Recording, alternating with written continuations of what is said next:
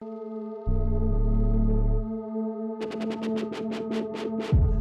name is Wyre. Music is my life. My passion for music started at a very tender age. My father had the largest collection of music in the house on vinyl. So nakumbuka ma LP kubwa. Na alikuwa na the largest collection of music from Elvis Presley to Charlie Pride to the Jackson 5 to Sam Thomas, Franco, Madilu. So I just discovered that if you plug in the headphones into a radio system and then you press record, it becomes a PA system. So my dad found me doing that one morning and he could not believe what I'm doing to his favorite headphones.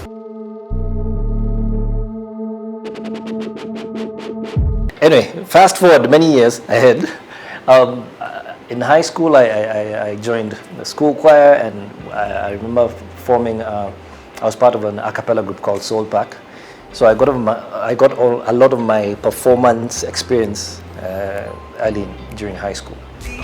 Kwangu ni wa kwanza na sio wa pili, hiyo ndio form kwani iko nini?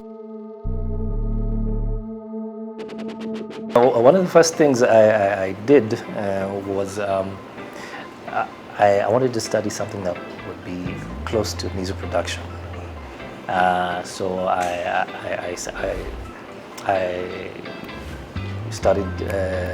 studied mass communication. Right now I'd be in your seat interviewing the artists.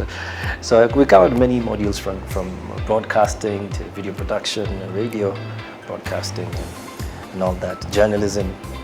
And my deepest passion was definitely the music production side.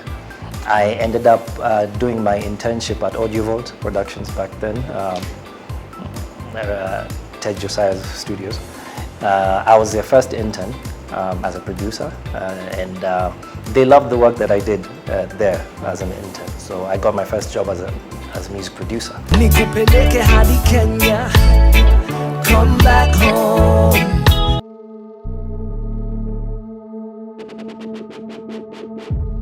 Reggae, how did I fall in love with reggae? My first tape ever, audio cassette that I owned was a reggae album. It was Don Carlos and Gold. And I fell in love with reggae at a very early age. I think I was about 7 to 8 years old.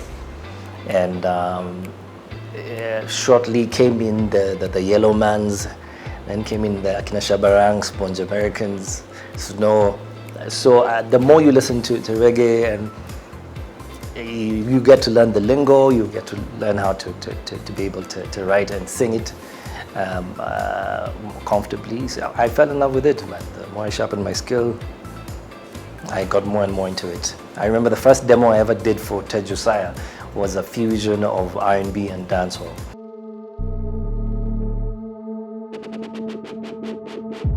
One thing that has changed over the years is how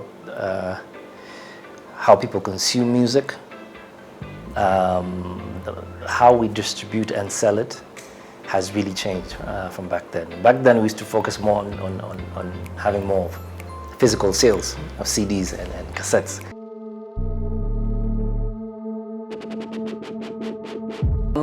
At some point, yes. This time I had really focused more on the production side of things. But it got to a point I said, okay, let me try and focus on my career for a bit. And I started producing my own stuff. So I took a chill pill on working on other artists and started working on my own stuff. Because my passion was also being on stage. You know what I mean? I love being on stage performing for my fans. Listen up, rising. Listen up, rising.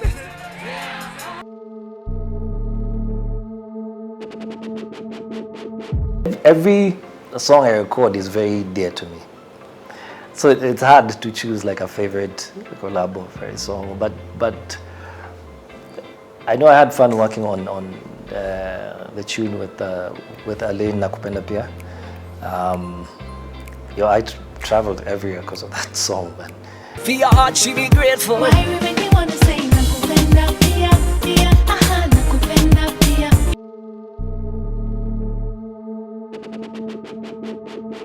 working on my next studio album right now. The last time I dropped an album was in 2015, which was the Lion album, and now I'm working on my next one.